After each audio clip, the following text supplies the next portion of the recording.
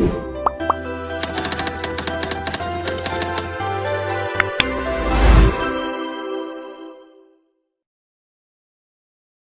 Leo Miller. I'm 34 years old, and my own parents sued me for $350,000 for the crime of refusing to pay my older brother's mortgage. Before I tell you about the one question the judge asked that blew their entire case apart in front of everyone, do me a quick favor and let me know where you're watching from in the comments below. It's always amazing to see how far these stories travel. It all started on a Tuesday, a completely unremarkable gray sky Tuesday. I'd just gotten home from work, my mind still debugging a stubborn piece of code, and was sorting through the mail on my kitchen counter. Bills, junk mail, a coupon for a pizza place I never order from. And then I saw it. A thick 9x12 manila envelope. Felt heavy, official. My name and address were typed out. No return address, just a postmark from the city courthouse. My heart gave a little thump. Jury duty? A traffic ticket I'd forgotten about? I slid it open with my thumb, my stomach tightening for reasons I couldn't yet explain. Inside, a sheaf of papers was held together by a thick metal clip. The top page had a seal, and bold letters that screamed at me from across the room. Civil summons. I felt a cold dread wash over me. I've never been in trouble. I pay my taxes, I drive the speed limit. I'm the guy who returns his shopping cart to the little corral in the parking lot. Who on earth would be suing me? I scanned the document, my eyes jumping around the dense legal text. Plaintiff, defendant. My eyes landed on my name next to defendant. Then I looked up to see who the plaintiff was. My blood ran cold. It wasn't a stranger. It wasn't a corporation or some disgruntled client. The names listed were George Miller and Helen Miller. My father and my mother. I had to read it 3 times to believe it. My hands started to shake, the papers trembling. It wasn't a mistake. There it was in black and white. Amount of claim, $350,000. Reason for lawsuit, reimbursement for financial and emotional support provided during upbringing. I sank onto a kitchen stool, the papers rattling against the granite countertop. Felt like a punch to the gut, like the air had been sucked out of the room. $350,000. For raising me. It was absurd. It was insane. It was them. It was so perfectly them. And as I sat there, under the hum of the refrigerator, staring at the legal declaration of war from my own parents, my mind didn't flash to a lawyer or a defense. It flashed to a moment, standing in the middle of a packed courtroom, the judge peering down at me over her spectacles, just before she delivered a verdict that would change everything. To understand how I ended up there, facing the very people who brought me into this world, we have to go back 6 months. Back to the day my brother, the golden child, lost everything. To understand my family, you have to understand the dynamic between me and my older brother, Ethan. It wasn't a rivalry, because a rivalry implies that both sides are actually competing. In our family, the winner was declared before the game even started. Ethan was the golden child, the firstborn, the one who could do no wrong. I was the other one, the responsible one, the quiet one. Ethan was the sun. I was the planet that quietly orbited him, useful for my gravitational pull but never the center of the solar system.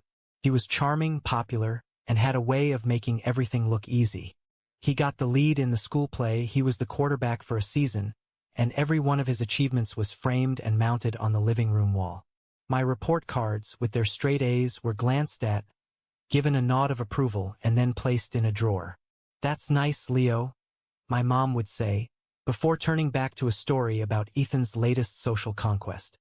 I learned early on that if I wanted something, I had to get it myself. I'll never forget when I was 12. I wanted a new bike more than anything. Not just any bike, a specific 10-speed I'd seen in a catalog. I did chores for neighbors all summer. Mowing lawns, pulling weeds, walking dogs. I saved every single dollar in a shoebox under my bed. The day I finally had enough, I walked to the bike shop, cash in hand, and bought it myself. I was so proud. I could barely stand it. I rode it home, beaming, and parked it in the garage next to Ethan's perfectly good, but slightly older, bike. The next weekend, Ethan decided he wanted a new bike too. He didn't save. He didn't work. He just mentioned it to my dad at dinner. On Saturday, my dad came home with a brand new, top-of-the-line mountain bike strapped to the roof of his car. It was twice as expensive as mine. When I asked my mom why, she just ruffled my hair and said, "Oh, honey, you're so good at saving. Ethan just isn't. We have to help him out a little." That was the logic I grew up with. My independence wasn't seen as a strength. It was seen as a reason to ignore me. My responsible nature meant I didn't need their help, so they were free to pour all their resources, time, money, attention, into Ethan.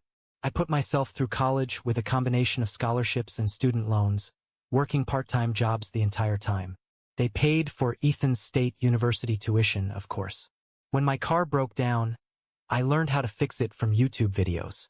When Ethan got a flat tire, he called Dad, who would drop everything to come and change it for him. I built a successful career as a software engineer.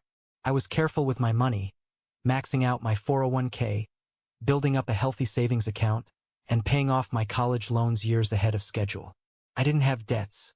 I had a plan. My parents saw my financial stability not as something to be proud of, but as a resource. A family resource that was just sitting there waiting to be tapped. And for years, that's how it was. A quiet, simmering imbalance. I loved my brother, I really did, but I existed in his shadow. I accepted it as the price of peace in the family. I didn't know that the price was about to go up. Way up. Because the sun, the center of our family's universe, was about to implode. Ethan's perfect life began to unravel on a rainy Wednesday in April. He had it all, or so it seemed. A beautiful wife, Sarah, 2 great kids, Liam and Noah, a management position at a respectable company, and a nice suburban house with a 2-car garage. He was living the dream my parents had always envisioned for him. The first crack appeared when his wife, Sarah, found the text messages. It wasn't a one-time mistake. It was a full-blown affair he'd been carrying on for months with a woman from his office. Sarah was devastated, but she wasn't weak. The discovery didn't just break her heart.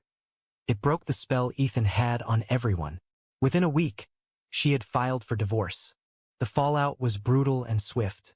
Ethan, who had never faced a real consequence in his life, was completely unprepared. He thought he could charm his way out of it, but Sarah was done. The divorce was messy. In their state, infidelity could impact the division of assets, and Sarah's lawyer was sharp. Ethan lost a significant portion of their shared assets. The house had to be sold.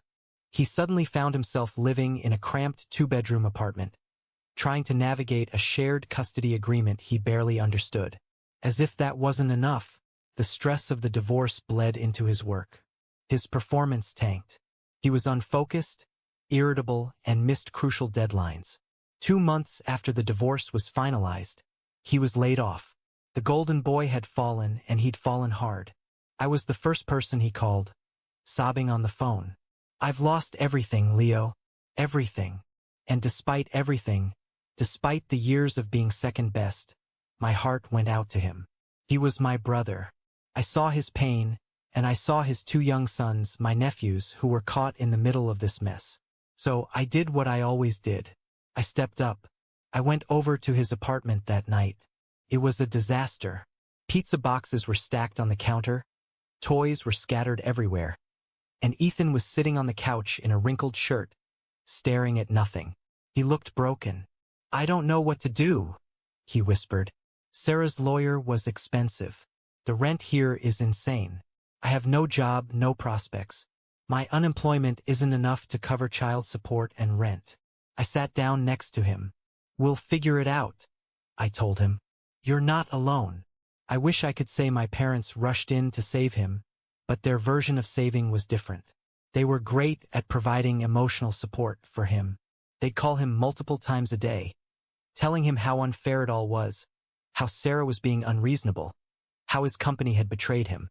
They were masters at validating his victimhood. But when it came to the practical, financial side of things, they were suddenly paralyzed. They had their own retirement to think about, they said. They were on a fixed income. So the burden, as it always did, fell silently onto my shoulders. I didn't wait to be asked. I knew he wouldn't ask, and my parents certainly wouldn't ask me directly. Not at first. That wasn't their style. Their style was to create a problem so large that I would feel obligated to solve it. But this time I decided to get ahead of it. I thought maybe if I help now without any fuss, they'll finally see me. They'll finally appreciate me. I was so naive.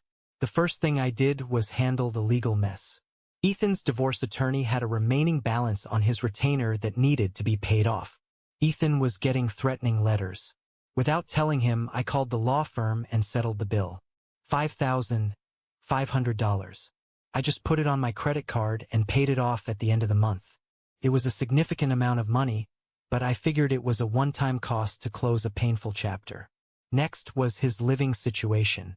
His apartment was in a decent school district for the kids, but the rent was steep. He was already a month behind. I knew an eviction would be the final nail in his coffin. So, I sat down and wrote a check to his landlord for 6 months' rent in advance. $7,200. I told Ethan it was a loan, but we both knew I would never ask for it back. I just wanted him to have some breathing room, a stable place for my nephews to come home to while he got back on his feet. My weekends changed, too. Before, they were my time to decompress, go hiking, or work on my own projects. Now, they belong to my nephews. Every Friday, I'd pick up Liam and Noah from school. We'd go to the park, build elaborate Lego castles, and watch superhero movies. I'd make sure they did their homework and got a couple of home-cooked meals before I dropped them back at Ethan's on Sunday night. It gave Ethan a solid block of time to search for jobs, go on interviews, or just pull himself together. I was running on fumes, juggling my demanding job and my new role as a part-time parent. But I didn't complain. I did it because it was the right thing to do. And a small, hopeful part of me thought, this is it. This is the time they'll finally see what I do for this family. Couldn't have been more wrong. My help was so seamless, so quiet, that it became invisible. To my parents, the crisis was simply averted. Ethan had a place to live. His legal troubles were gone. The kids were cared for. They didn't ask how. They just saw the result. In their minds, things were stable, which meant they could go back to their favorite pastime, worrying about my life. I was at their house for dinner a few weeks later when my mom started in. "Leo, honey," she said, passing me the potatoes. "You're so good with the boys. It really makes me think. When are you going to settle down? You're not getting any younger." I felt a familiar knot tighten in my stomach. "Mom, I'm happy with my life right now. I'm focusing on my career." My dad chimed in from the head of the table. "A career doesn't keep you warm at night, son. Look at your brother. Even with all his troubles, he has his boys. He has a family. What do you have? A nice apartment and a good salary? It's not the same." I just stared at them. I had just spent thousands of dollars and countless hours keeping their precious son's family afloat, and they were lecturing me about not having one of my own. The irony was so thick I could have choked on it. They didn't see my support as a sacrifice. They saw it as something they were entitled to, the natural function of the responsible, unmarried son. My contributions were expected. My personal life was a problem to be fixed. That dinner was a turning point. The hope I'd been clinging to finally fizzled out, replaced by a cold, hard resentment. I continued to help, but I did it for my nephews, not for them. I pulled back emotionally, keeping my conversations with my parents short and superficial. The peace lasted for about a month. And then, one evening, my phone rang. It was my mom, her voice syrupy sweet, a tone that always set my teeth on edge. "Leo, honey," she chirped. "We have such good news. Wonderful news for the whole family. Can you come by for dinner tonight? We want to tell you all about it." I should have known. That tone of voice, the manufactured excitement. It was the sound of a trap being set. But like a fool, I said yes. The drive to my parents' house was filled with a sense of unease. My mom's voice on the phone had been too bright, too cheerful. It was the voice she used when she was trying to sell an idea she knew you wouldn't like. I told myself I was being paranoid, that maybe they'd won the lottery or something. But the knot in my stomach told me otherwise. When I pulled into the driveway, Ethan's car was already there. Of course, this was a family announcement, and in our family that meant it was about him. I walked in, and the scene in the living room was almost staged. My dad, George, sat in his usual armchair, looking serious and important. My mom, Helen, was perched on the edge of the sofa, practically vibrating with excitement. And next to her was Ethan, who had a look on his face I hadn't seen in months. A mixture of relief and smug entitlement. "Leo, you're here. Come, sit down," my mom exclaimed, patting the cushion next to Ethan. The air was thick with anticipation. It felt less like a family gathering and more like a corporate presentation about to begin. And sitting right in the middle of the coffee table, like a prop waiting for its cue, was a thick manila folder. The same kind of folder that would one day contain a lawsuit against me. I sat down cautiously, feeling like an outsider who had stumbled into a private meeting. "So, what's the good news?" I asked, trying to sound casual. My dad cleared his throat, leaning forward with his hands clasped. "Son, we've been very worried about Ethan and the boys. That apartment, it's no place to raise a family. They need stability, a backyard, a place to call home." I nodded slowly. "Okay." And my mom could barely contain herself. She reached over and tapped the manila folder. "Well, your father and I decided to do something about it. We found the most perfect little house for them. 3 bedrooms, a big yard for the boys to play in a great school district. It's perfect." Ethan finally spoke up, a wide grin spreading across his face. "It's incredible, Leo. You should see it. It even has a finished basement." I was confused. "That's great. But how? I thought you guys were on a fixed income. And Ethan's still looking for work." This was the moment. My dad picked up the folder and opened it on the coffee table, revealing a stack of official-looking documents. I could see words like mortgage agreement and promissory note. "We took care of the down payment," my dad said proudly, as if he just solved world peace. "Used a good chunk of our retirement savings. We see it as an investment in our grandchildren's future." I looked at the papers, then back at their expectant faces. Something still wasn't adding up.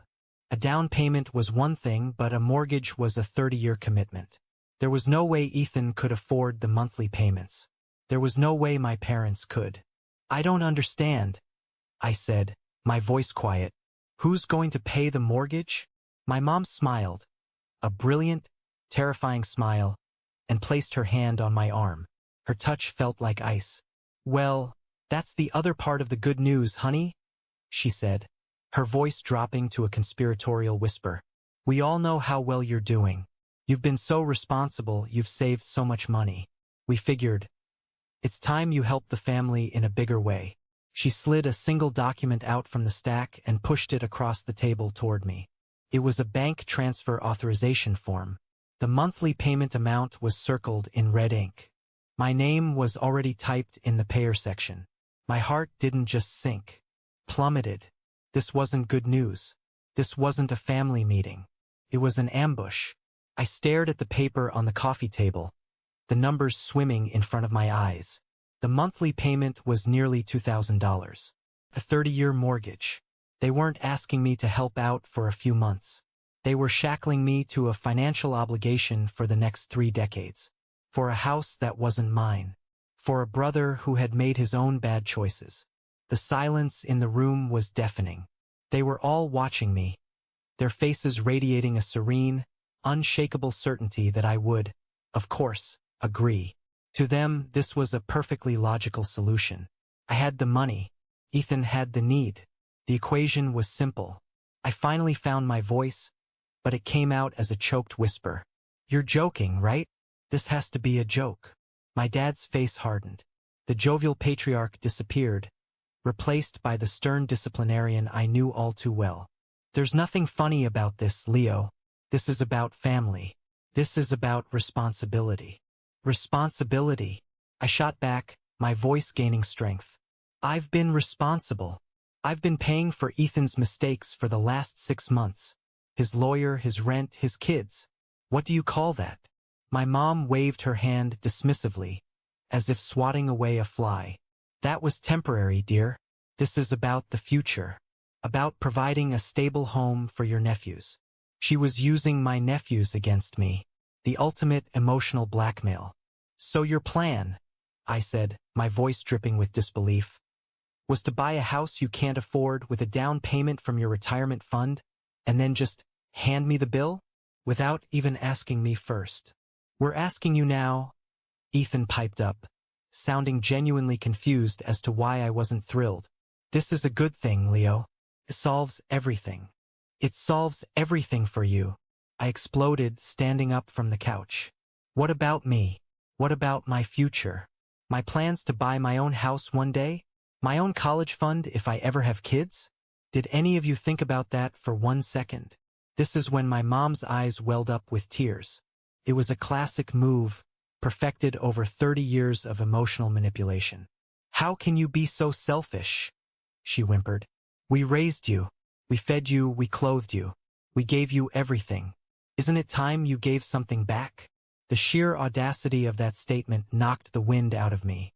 I had worked for everything I had. My education, my career, my savings. They hadn't given me everything. They had given everything to Ethan. My dad stood up, puffing out his chest.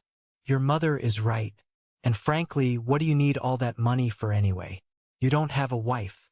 You don't have children. You have a great salary and no one to spend it on. Your brother has a family to support. That was it. That was the line. The moment all the years of resentment, of being overlooked and undervalued, coalesced into a single point of cold, hard clarity. They didn't see me as a person. They saw me as a wallet, an emergency fund, a resource to be exploited for the benefit of their favored son. No, I said, my voice dangerously calm. This isn't help. This is manipulation. This is theft. And I will not be a part of it. I looked at my brother, who was staring at me with a look of pure betrayal, as if I were the one being unreasonable. I looked at my parents, their faces a mixture of shock and anger. They had genuinely believed this would work. They had never considered the possibility that I would say no.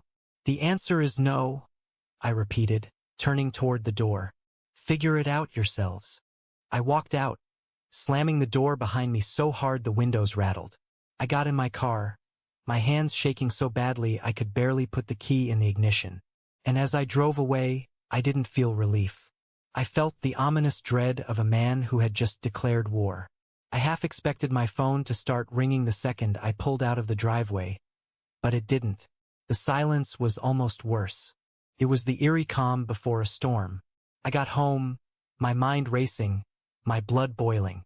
I paced my apartment for an hour, replaying the conversation, each word from my parents feeling like a fresh stab of betrayal. The storm broke the next morning. It didn't start with my parents. They were smarter than that. They outsourced the initial attack. The first call was from my Aunt Carol, my mom's sister. Leo, honey, she began, her voice dripping with fake, syrupy concern. Your mother called me. She's absolutely devastated. I just don't understand. How could you be so cruel to your own brother? I tried to explain. Aunt Carol, you don't understand the situation. They bought a house and expect me to pay for it for 30 years. Oh, don't be so dramatic, she clucked. It's just money. Ethan is a single dad now. He's been through so much. And you're sitting on all that money, with no family of your own to support. What else are you going to do with it? Your parents are just trying to secure the family's future. You should be grateful they included you. Grateful. She actually said I should be grateful. I felt my jaw tighten. This conversation is over, I said, and I hung up. Minutes later, a text message from my cousin, Jessica, Aunt Carol's daughter.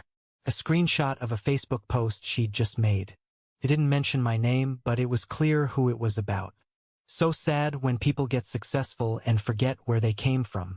Some people would do anything for family, and others wouldn't lift a finger to help their own brother in his time of need.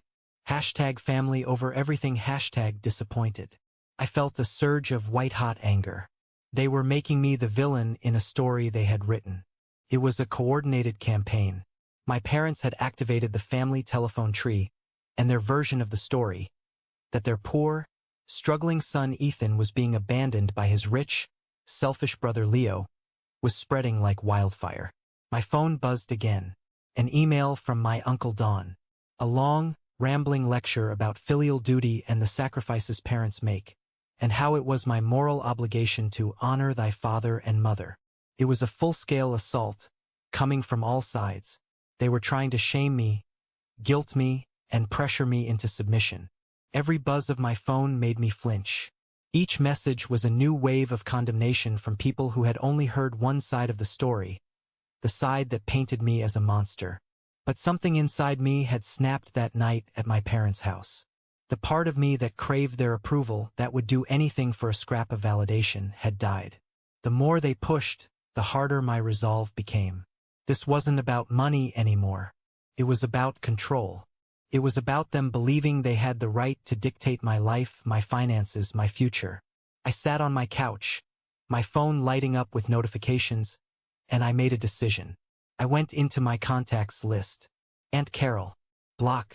Cousin Jessica, block. Uncle Don, block. I went through and systematically blocked every number of every extended family member who had ever sided with my parents, who had ever made me feel small or less than.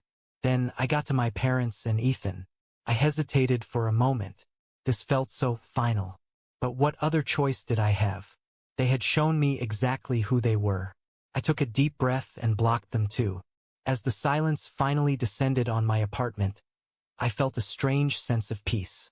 The war wasn't over, I knew that. But I had survived the first wave. I had drawn a line in the sand. I would not let them ruin my life. At the time, I thought that was the worst they could do. I thought a public shaming campaign was their ultimate weapon. I had no idea how wrong I was. Their desperation was about to lead them to do something I never, in my wildest nightmares, could have imagined. The 2 months that followed were strangely quiet. The silence from my family was a relief at first, like the blessed quiet after a loud, incessant noise is finally shut off. I focused on work, reconnected with friends I'd neglected, and started to feel like myself again. I even started going on dates. I was building a life that was truly my own, free from the weight of my family's expectations. I heard through the grapevine, from my friend Daniel, who was still friends with one of my cousins on social media, that my parents had managed to get a mortgage for Ethan's house anyway. They must have co-signed on the loan, putting their own financial futures at extreme risk. Part of me felt a pang of worry for them, but a much larger part of me thought, you made your bed, now lie in it. It was their choice, their consequence. I truly believed the worst was over. I thought they had finally accepted my no and moved on, however grudgingly. Then came that Tuesday afternoon. The manila envelope. The civil summons. The realization that they hadn't moved on at all. They had escalated. They had taken our family drama and turned it into a public legal battle. Staring at the lawsuit in my kitchen, I felt a new kind of anger. A cold, sharp fury that burned through the shock. This wasn't just a misguided attempt to get money. This was a public declaration of war. They were trying to humiliate me, to legally force me into the role they had chosen for me. The family ATM. The claim of reimbursement for upbringing was so ludicrous, so insulting, it was clearly designed to cause maximum emotional damage. They were even trying to bill me for emotional support during adolescence. My first call was to Daniel. "You are not going to believe this," I said, my voice shaking with rage. I read the document to him. He was silent for a long moment, and then he just said, "Leo, you need a lawyer. Now." He was right. This was beyond my ability to handle. The next morning, I took a personal day off work and made an appointment with a family law attorney named Evelyn Reed. Her firm had stellar reviews online, and her profile picture showed a woman with a no-nonsense expression that I found incredibly reassuring. I sat in her polished conference room, the lawsuit spread out on the table between us. I told her everything. The history with Ethan, the family meeting, the pressure campaign, all of it. She listened patiently, her expression unreadable, occasionally jotting down notes on a legal pad. When I finished, she picked up the summons and read it over one more time. Then she looked up at me, a small, wry smile on her face. "Mr. Miller," she said, her voice calm and confident. "In all my years of practice, I have seen some truly audacious claims. This is in the top 5. So, it's as crazy as I think it is? I asked, needing to hear it from a professional. It's crazier, she confirmed. They have no legal standing. None. The law is very clear. Parents have a duty to support their minor children. There is no law that says children have a duty to repay their parents for the cost of raising them.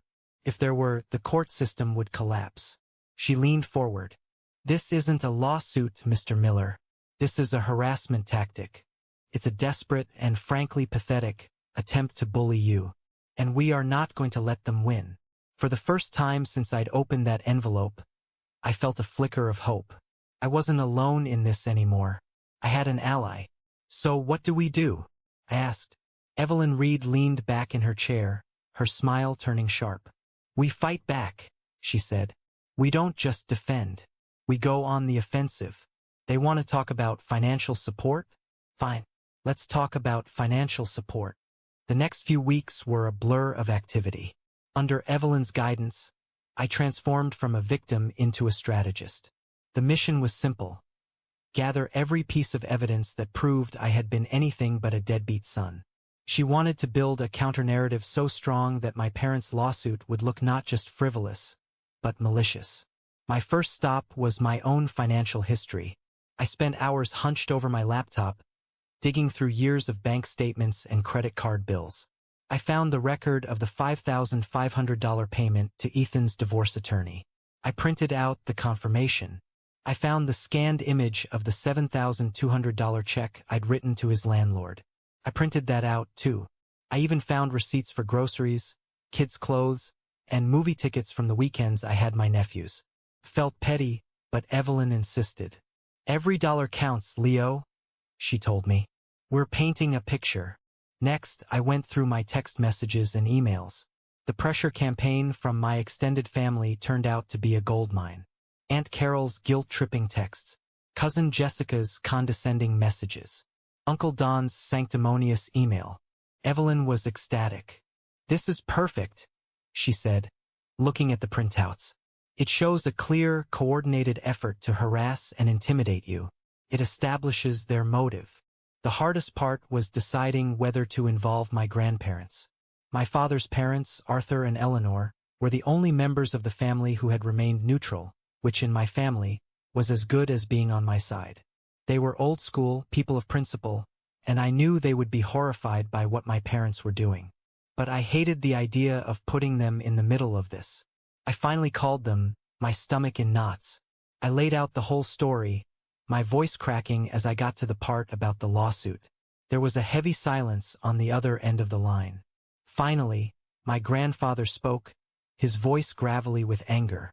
That boy's father has lost his mind, he said, referring to my dad.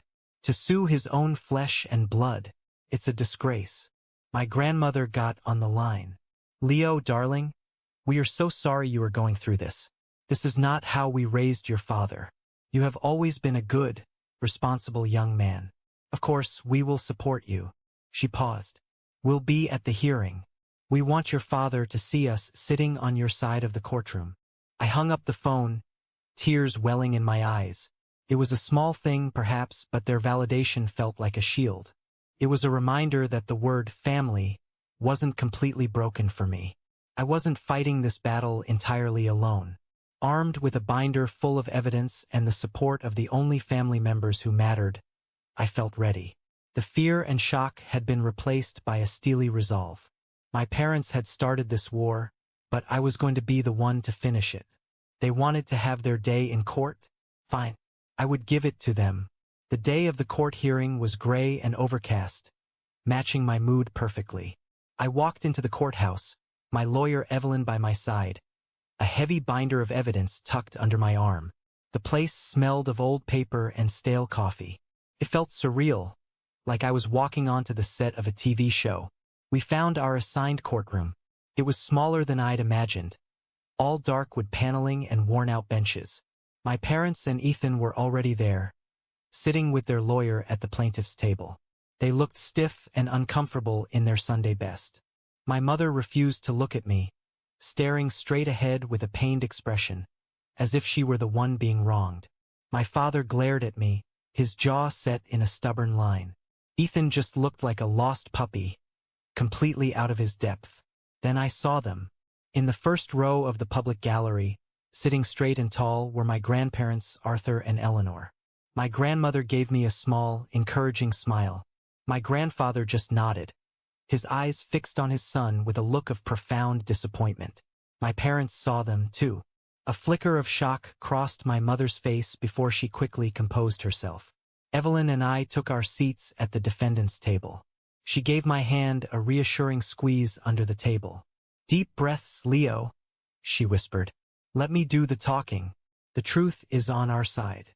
The bailiff called the court to order, and a stern-looking woman in her late 50s, Judge Thompson, entered and took her seat at the bench. She had sharp eyes that seemed to miss nothing. My parents' lawyer went first. He was a slick, overly confident man who probably offered a discount for ridiculous cases. He launched into a rambling speech about the sanctity of family and the sacrifices his clients had made to give their son, Leo, a good life. He painted a picture of two loving parents who had poured their life savings into their children, only to be abandoned by their successful, ungrateful son in their time of need. He framed their need as helping their other son, Ethan, provide a stable home for their grandchildren. It was a masterful performance in emotional manipulation, and I could feel the judge's patience wearing thin. When he finished, Judge Thompson looked down at him over her glasses. "Counselor," she said, her voice dry as dust, "while your soliloquy on family values is touching, could you please point me to the specific legal statute that entitles parents to a $350,000 reimbursement for raising their own child?" The lawyer sputtered, flipping through his notes. "Well, Your Honor, it's not about a specific statute. It's about a principle of familial duty, of fairness." The judge was not impressed. She turned her attention to my parents. "Mr. and Mrs. Miller, let me ask you a few questions." My parents sat up straighter. "Did you pay for your son Leo's college education?" she asked my father. "No, Your Honor," he mumbled. "He got scholarships." "I see. So he has been financially independent since he was 18. "Yes, Your Honor." "And you are not in financial distress yourselves? You are not suing him for your own support?" "No," my mother chimed in. "We just want a portion of what we invested in him back, to help our other son, Ethan, to help him pay the mortgage on his new house." The judge stared at them for a long, uncomfortable moment. The entire courtroom was silent. She seemed to be processing the sheer audacity of what they were admitting. Then, Evelyn stood up. "Your Honor, if I may?" "Proceed, Ms. Reed." Evelyn walked calmly to the table and picked up our binder. "Your Honor, not only is this claim without legal merit, but it is a gross misrepresentation of the facts. The truth is, my client, Mr. Miller, has provided significant and repeated financial support to his brother and his family, out of the goodness of his own heart." She then presented the evidence. The bank statement showing the payment to Ethan's lawyer, the copy of the check for 6 months' rent, the receipts for groceries and children's essentials. With each piece of paper she submitted, I could see my parents shrinking in their seats. Their narrative of the ungrateful, selfish son was being systematically dismantled in front of a judge. But the final, devastating blow was yet to come, and it would come from the judge herself. After Evelyn presented her evidence, the courtroom was thick with a tense silence. The slick lawyer for my parents had nothing to say. There was no refuting bank statements and canceled checks. Judge Thompson looked at the evidence, then back at my family. Her gaze was sharp, analytical, and utterly devoid of sympathy. She took a long, deliberate sip of water. Then, she turned her attention to the one person who had been silent the whole time. "My brother, Mr. Ethan Miller," she said, her voice cutting through the silence. "Please stand." Ethan, startled, clumsily rose to his feet. He looked pale and nervous, a stark contrast to the confident golden boy I had grown up with. The judge peered at him over her glasses. "Mr. Miller, I have just reviewed evidence showing that your brother has paid for your divorce attorney, your rent, and various other expenses for your children. Your parents are here today, suing him for an additional $350,000, which they have stated is to pay the mortgage on a home they purchased for you. I have just one question for you, and I want you to think very carefully before you answer." She paused, letting the weight of her words settle in the room. "Do you, honestly and truly, believe that your younger brother should be held legally and financially responsible for your home loan?" This was it. The entire case, all the years of family dysfunction, boiled down to this one moment. Ethan had a choice. He could have shown a shred of humility. He could have admitted this had gone too far. He could have been a decent human being. He wasn't. He puffed out his chest, a flicker of the old entitlement returning to his eyes. "Well, Your Honor," he began, his voice whiny. "He can afford it. He makes a great salary and he doesn't have a family or kids. I do. It's not fair that he has so much and I'm struggling." The judge's face remained perfectly still, but a storm was gathering in her eyes. The entire courtroom seemed to hold its breath. She looked at Ethan, then at me, then back at Ethan. "I'm not married either, Mr. Miller," she said, her voice dangerously quiet. "And I have no children. Should I be responsible for paying my clerk's rent?" Ethan's jaw dropped. He had no answer. He just stood there, mouth agape, as the absurdity of his own argument was laid bare for everyone to see. The judge let him squirm in the silence for a few more seconds before she brought down the hammer. "I have heard enough," she declared, her voice now booming with authority. "Case dismissed. With prejudice." She wasn't finished. She turned her steely gaze on my parents. "To the plaintiffs, Mr. and Mrs. Miller, let me be unequivocally clear. Parents are not entitled to reimbursement for raising their children. That is a fundamental tenet of our society. The fact that you would bring this claim to my court is an abuse of the legal system." She gestured to the evidence binder. "Furthermore, the evidence shows that your son, the defendant, has already provided you with more familial support than most parents could ever hope for. Your claim isn't just baseless. It's offensive." She stood up, her black robes making her seem 10 feet tall. "Frankly, I find your behavior to be brazen, manipulative, and profoundly disappointing. You are dismissed." With a final, sharp rap of her gavel, it was over. A wave of relief so powerful it almost buckled my knees washed over me. I had won. The truth had won. I looked over at my family. My mother was openly weeping, but they weren't tears of remorse. They were tears of humiliation. My father looked like he'd been slapped. Ethan just stared at the floor, utterly defeated. They had gambled everything on my sense of obligation, and they had lost spectacularly, publicly. This is the moment that changed everything, the moment I finally got control of my own life back. Thank you for sticking with me to this point. You're awesome. If you could, please help me out by liking this video and commenting the number 1 down below, just so I know you've been on this journey with me. It not only helps more people find this story, but it also lets me know that my experiences mean something to someone out there. Your support is the biggest motivation for me to keep sharing the rest of this journey. The sound of the gavel still echoed in my ears as the courtroom began to empty. My mother, still crying, started to walk towards me, her hand outstretched. "Leo," she began. Before she could take another step, my lawyer Evelyn was standing between us. "I think you've said quite enough for one day, Mrs. Miller," she said coolly. I didn't even look at them. I just turned and walked towards the back of the courtroom where my grandparents were waiting. My grandmother wrapped me in a fierce hug, her small frame trembling slightly. "Oh, Leo," she whispered, "I am so proud of you for standing up for yourself." My grandfather put a heavy hand on my shoulder.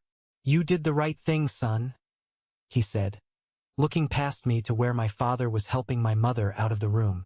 He didn't need to say anything else. I saw the shame and sadness in his eyes. Daniel was waiting for us in the hallway. He clapped me on the back. "Man," he said with a low whistle, "that was better than any TV show." The look on Ethan's face when the judge said that, priceless. We all went to a quiet diner nearby. The 4 of us, me, my grandparents, and Daniel. As we sat in a worn vinyl booth, eating burgers and drinking coffee, it struck me. This felt more like family than any holiday dinner or forced gathering I'd ever had with my parents. There was no agenda, no manipulation, just genuine care and support. My grandfather shook his head as he salted his fries. "I don't know what happened to your father," he said, his voice heavy. "We didn't raise him to be like this, to value money and appearances over his own son." "It's the dynamic with Ethan," I said, finally able to put words to it. "He's always needed to be the hero for Ethan, and when he couldn't be the hero financially, he tried to force me into that role." "It's not your job to be anyone's hero, Leo," my grandmother said firmly, reaching across the table to pat my hand. "It's your job to live your own life. We're just sorry it took something this drastic for you to finally be free to do it." We talked for hours, not just about the lawsuit but about everything. My work, my plans for the future, Daniel's new puppy. It was normal. It was peaceful. For the first time in my life, I felt like I could just be Leo, not Ethan's responsible younger brother. As I drove home that evening, I felt a profound sense of lightness. The weight that I had been carrying on my shoulders for my entire life, the weight of their expectations, their approval, their conditional love was gone. The legal victory was satisfying, of course. But the emotional victory, the feeling of being seen and supported by the people who truly mattered, was what meant the most. I knew the road ahead wouldn't be completely smooth, but I also knew with absolute certainty that I would be okay. I had hoped, perhaps foolishly, that the public humiliation of the courtroom would be a wake-up call for my parents. I thought maybe, just maybe, they would reflect on their actions, see the damage they had caused, and perhaps even feel a shred of remorse. That hope lasted exactly 1 week. I got a call from my grandmother. Her voice was strained, laced with a weary resignation that broke my heart. "Leo," she said, "I thought you should hear this from me before you hear it from somewhere else." "What is it, Grandma?" I asked, a familiar sense of dread creeping back in. "Your father and mother came over to the house this morning," she explained. "They were in a state. Your mother was crying, your father was angry. They told us that because of the legal fees and the new mortgage, they were in a difficult financial position." I stayed silent, waiting for the other shoe to drop. "Leo, they asked us to give them an advance on their inheritance," she said, her voice filled with disbelief. "They wanted us to change our will, to give them their share of our estate now so they could pay off the mortgage on Ethan's house." I slumped against the kitchen counter, the phone pressed hard against my ear. I wasn't even surprised. I was just numb. After everything that had happened, after a judge had publicly condemned their actions, their first thought wasn't to apologize or try to mend the relationship with me. Their first thought was to find another source of money. They had simply moved on to the next bank they could try to rob. The bank of Grandma and Grandpa. "What did you say?" I asked, though I already knew the answer. "Your grandfather told them no," she said firmly. "He told them that our will and our estate are our business, and we will not be bullied or guilt-tripped into liquidating our assets to bail them out of a mess of their own making. He told them they should be ashamed of themselves for even asking." "How did they take it?" "Not well," she sighed. "Your father stormed out. Your mother just cried and said we didn't understand, that we were choosing you over them." I hung up the phone, a cold, painful realization settling deep in my bones. It was never about me. My mother's tears in the courtroom, her pleas in the hallway, they weren't for the son she had lost. They were for the money she had lost. Her grief was financial. My absence in her life was a calculated loss, but the absence of my financial support was a tragedy. That was the moment I truly let go. It was the final confirmation that their love was, and always had been, conditional. It was tied to my utility, to my willingness to play my assigned role. And now that I had refused to play that role, I was no longer of any use to them. The pain of that realization was sharp, but it was also liberating. There was no relationship left to save. There was nothing left to mourn. There was only the future, and for the first time it was entirely mine. The year after the court case was like waking up from a long, suffocating dream. With the constant hum of family drama silenced, I could finally hear my own thoughts, my own desires. The freedom was exhilarating. The first thing I did was something I had put off for years because I was always saving for a rainy day, which I now realized was code for saving for the next family crisis. I bought my own place. It wasn't a big suburban house like the one they'd bought for Ethan. It was a modern, two-bedroom condo in a vibrant part of the city, with a balcony that overlooked a park. The day I got the keys was one of the happiest days of my life. I spent the first weekend just sitting on the floor of the empty living room, drinking a beer, and soaking in the silence. It was mine, every square inch of it. I hadn't inherited it, no one had given it to me, and no one could ever try to take it away. I threw myself into making it a home. I painted the kitchen a cheerful, sunny yellow, a color my mother always hated. I bought a ridiculously comfortable couch. I even adopted a cat from a local shelter, a little gray tabby I named Gus, who quickly became the master of the apartment and my constant companion. My life found a new, peaceful rhythm. My work at the tech company was going well. Without the constant stress at home, I was more focused, more creative. My boss noticed, and I ended up getting a significant promotion that came with a nice raise. I started hiking again on the weekends. I reconnected with old college friends.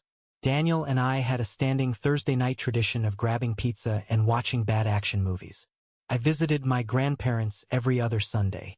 Our relationship deepened, free from the shadow of my parents.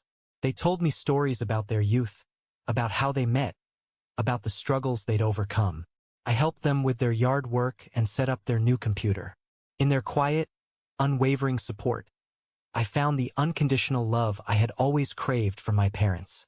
I heard bits and pieces about the rest of the family. Ethan had apparently struggled to keep up with the mortgage payments. The perfect house had become an anchor around their necks. He eventually had to rent it out and move back in with my parents, along with his two sons. The big house, the symbol of their grand plan, was now just a rental property they were barely breaking even on, while the four of them were crammed back into my childhood home. The irony was not lost on me. I never felt a moment of guilt. I had given them a chance to be a family. They had thrown it away in exchange for a deed to a house. They had made their choice, and I had made mine. I chose peace. I chose sanity. I chose myself. And as I sat on my balcony with Gus purring on my lap, watching the sun set over the park, I knew I had chosen correctly. I was finally truly happy. I didn't know then that they had one last, desperate, unbelievably audacious card left to play. Just when I thought I had finally closed that chapter of my life for good, an email popped into my inbox. It had been almost a year since the court case, a year of blessed silence. I didn't recognize the address at first, but the subject line made my stomach clench. A family matter. I hesitated, my cursor hovering over the delete button. A part of me screamed not to open it, to just trash it and move on. But curiosity, that old, treacherous human impulse, got the better of me. I clicked it open. The email was from my mother. Her tone was completely devoid of the drama and emotion from our last encounters. It was brisk, practical, and utterly devoid of any self-awareness. It was as if the lawsuit, the courtroom, the judge's condemnation had never happened. It read, "Leo, I hope this email finds you well. We heard from your grandmother that you bought a new house for yourself. That's wonderful news. It must be nice to have so much space. As you may know, things here have been a bit difficult. Ethan and the boys are living with us, and the house is getting very crowded. It's not an ideal situation for raising two growing boys. Since you now have a two-bedroom home and you are living alone, it occurs to us that there is a simple and convenient solution for everyone. Ethan and the boys can move in with you. It would give them the space they need and would be much more convenient for everyone involved. Liam and Noah would love being in the city with their uncle. Let us know what day would be good for them to move their things in.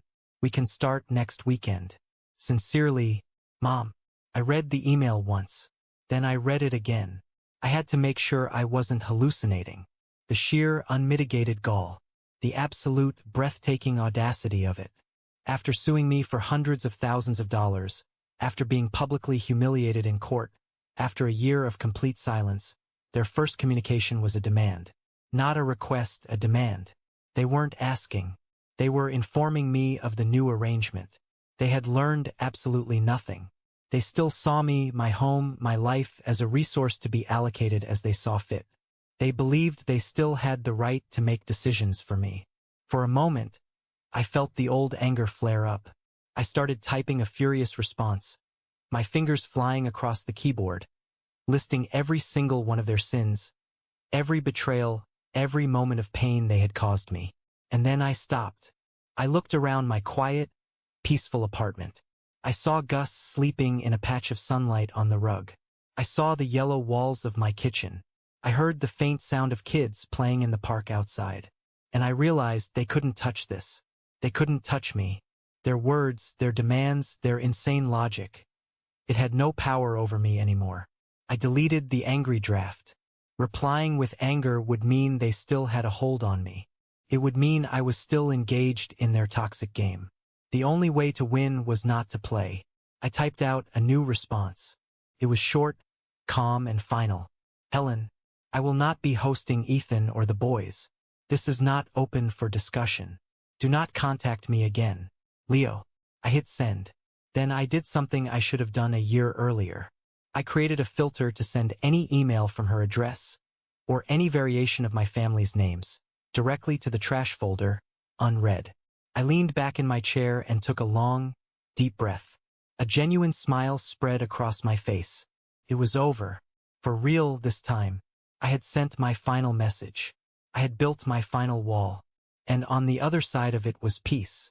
It's been a few years now since that last email. True to my word, I've had no contact with my parents or my brother. I don't know if they tried to reach out again. If they did, their messages were sent into the digital void of my trash folder. The silence has been profound, and in it, I have found a level of contentment I never thought possible. Sometimes, when I'm sitting on my balcony in the evening, watching the city lights start to twinkle, I think about them. I don't feel anger anymore, or even sadness. I just feel a sense of distance, like I'm watching a movie about someone else's life.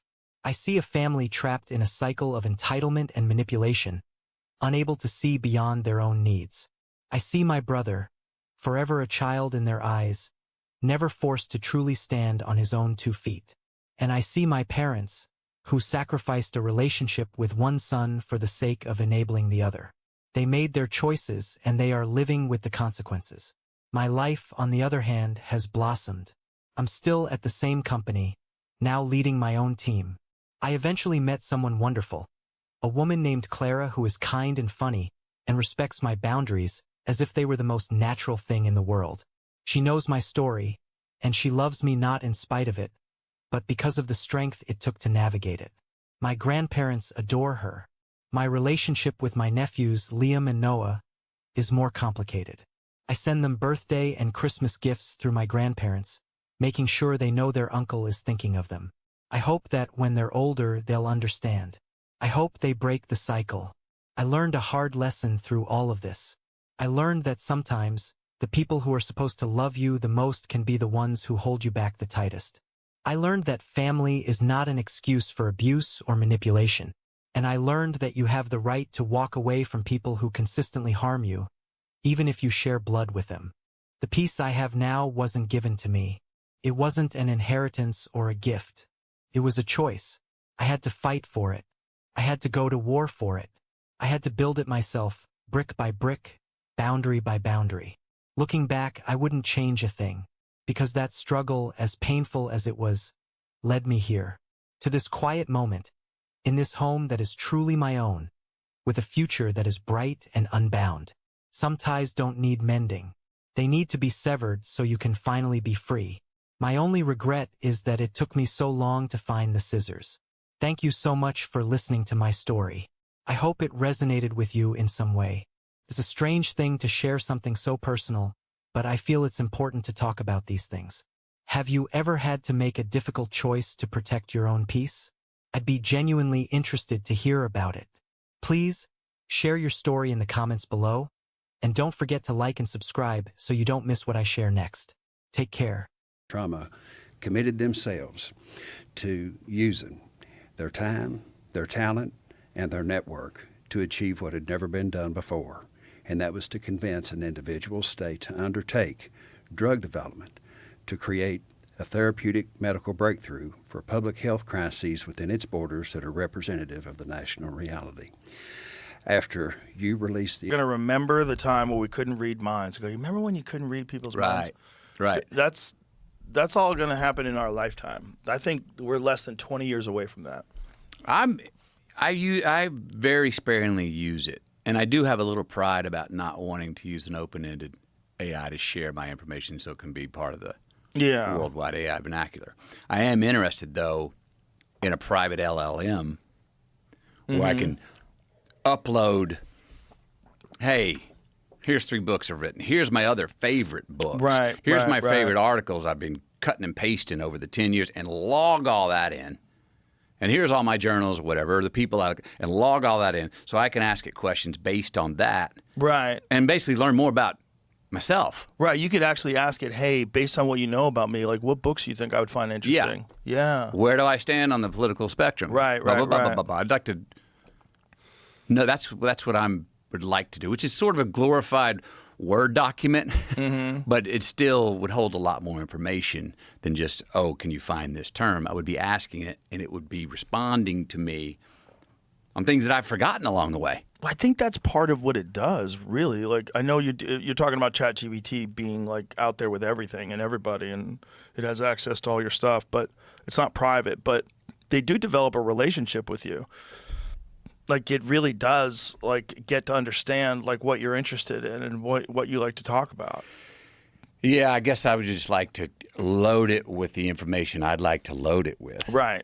Yeah. Maybe even, like I'm saying, in the words of belief, in the man I'm working to be, the man I want to load it with that. Load it with my aspirational But certainly self. could be done. And then ask it, and it's giving me answers going, oh, this is...